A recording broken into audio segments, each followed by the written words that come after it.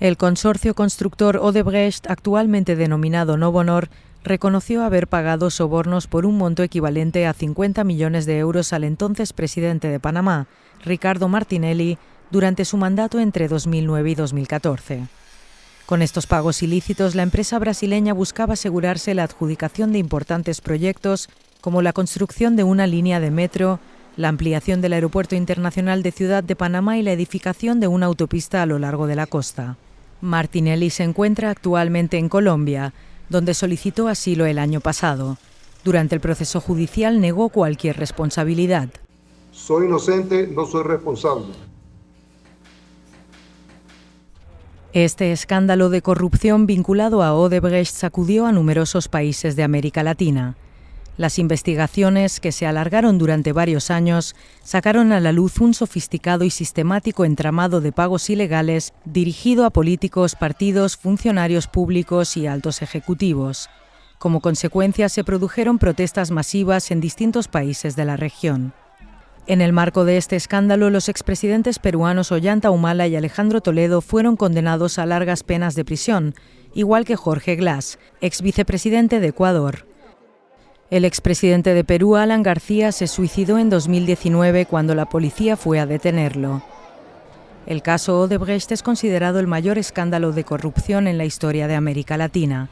Entre 2001 y 2015, el conglomerado habría pagado sobornos por un valor cercano a los 680 millones de euros a políticos y altos cargos en distintos países.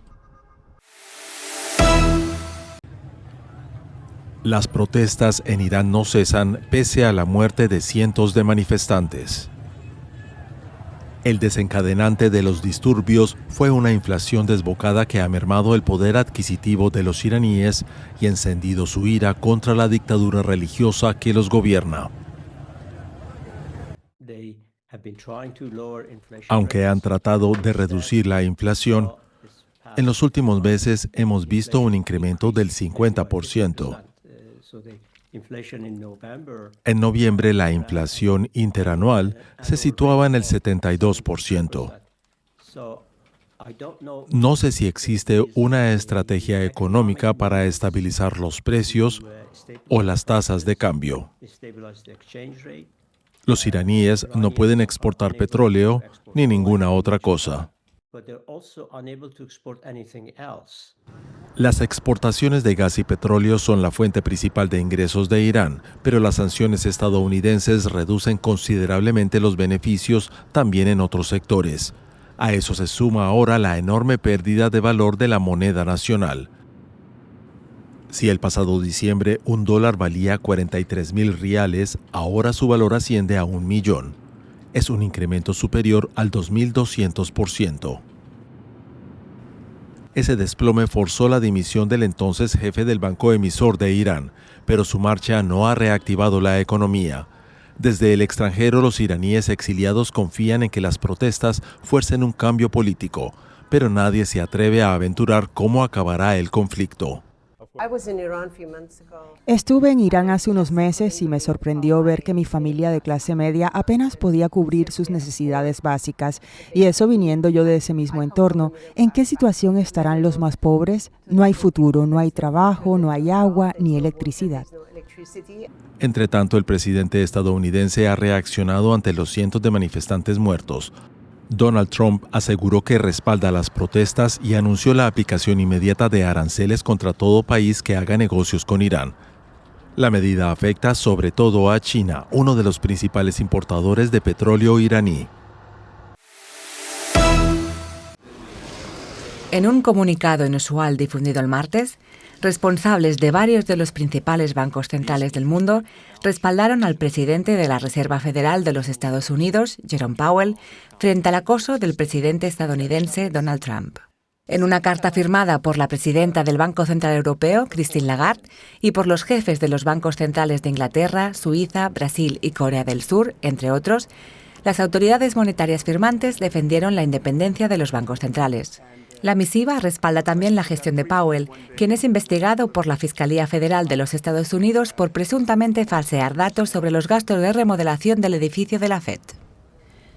Según la cadena de televisión estadounidense CBS News, Washington permite que México siga suministrando petróleo a Cuba, pese a las recientes amenazas del presidente estadounidense Donald Trump contra la isla.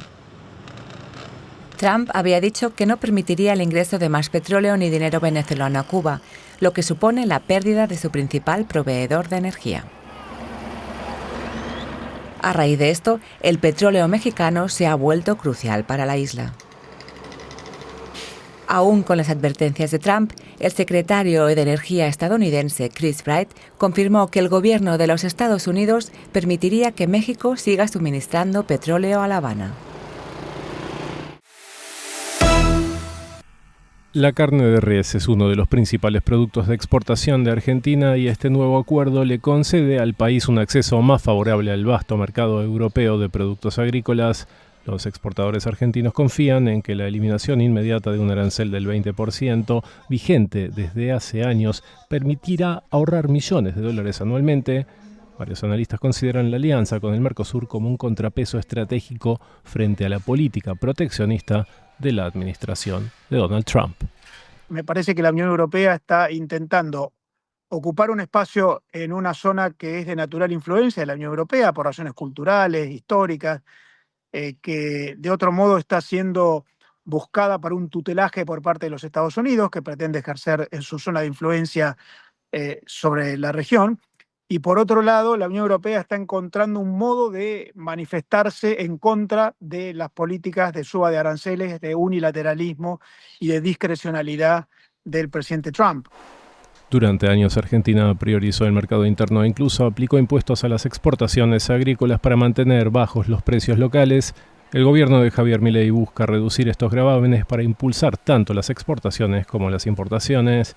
El acuerdo genera expectativas, aunque persisten dudas sobre su impacto real. La realidad es que genera expectativas, sobre todo ahora que se empieza a ver o a conocer un poco más la letra chica, porque todos te dicen es un acuerdo, es beneficioso, vamos a traer, vamos a llevar, ¿pero qué? Brasil es el país más beneficiado. Según estimaciones, el tratado incrementaría su Producto Interno Bruto en un 0,46%. El Instituto de Investigación Económica Aplicada de Alemania prevé que la eliminación de aranceles sobre el 91% de los productos exportados por el Mercosur tendrá un efecto multiplicador y podría crear decenas de miles de empleos. Pero el tratado también conlleva desventajas y riesgos, sobre todo en materia de protección ambiental, como la explotación de tierras raras y el temor a una aceleración de la deforestación de la selva tropical por el crecimiento de la industria agrícola. Existen compromisos en el área ambiental. Brasil se compromete a seguir formando parte del Acuerdo de París, mejorar el monitoreo y abordar el problema de la deforestación. Por lo tanto, el acuerdo en sí no promueve la deforestación. Por el contrario, crea restricciones para Brasil en este aspecto. Aún está por verse si el acuerdo incrementará la presión sobre el medio ambiente o si por el contrario abrirá oportunidades. Lo cierto es que con unos 750 millones de consumidores a ambos lados del Atlántico, el nuevo mercado se perfila como uno de los mayores acuerdos comerciales del mundo. La erupción de fluidos y gases contaminantes es permanente desde hace más de 2 años. Es un pozo petrolero abandonado en la provincia de Salta, noroeste de Argentina. Ha contaminado 20 hectáreas a la redonda, provocó la muerte de 350 cabezas de ganado vacuno y el bosque nativo se secó. Los dueños del campo donde está el pozo y los de la finca vecina han abandonado las casas donde pasaban parte de su día a día. Toda una vida hecha aquí, el sacrificio de los que ya no están, mis abuelos, mis viejos, y ahora nosotros, y bueno, y estamos perdiendo todo por la consecuencia del pozo. Cuando empezó en el 2023, esto ya fue un desastre y continúa hasta la fecha. Hasta aquí no hay ninguna solución, de ninguna parte. Uno de los hermanos de Aureliano falleció a finales de 2023, aunque no tienen pruebas certeras de si murió por inhalar el aire irrespirable que brota del pozo. No teníamos ningún tipo de protección en ese momento y bueno, andaba macheteando la orilla porque era todo monte. Y bueno, mi hermano cayó enfermo. El pozo fue iniciado y cerrado por la petrolera estatal argentina YPF en la década del 80. Después el área quedó en manos de President Petroleum, del empresario británico Peter Levine. En 2017 comenzaron a secarse plantas alrededor del pozo, pero solo cuando erupcionó, los dueños del campo denunciaron a President. En 2025 la empresa quebró y el área pasó a manos de la provincia de Salta, que a su vez dice que carece de los millonarios fondos para frenar el derrame. La fiscal del caso ha imputado al empresario Levin, residente en Suiza. No te podría decir en ese sentido, o sea, cuándo se va a reparar, porque eso lleva sus años. Hay varios pozos acá en Argentina que también colapsaron y que con el tiempo se trata de realizar una remediación, o sea, cuando se logra saber quiénes son los responsables, estamos en esta etapa de responsabilizar penalmente a alguien. El aire, el suelo y el agua están contaminados. Están en riesgo especies autóctonas como osos hormigueros, vizcachas, suris o ñandúes, loros habladores y chajás.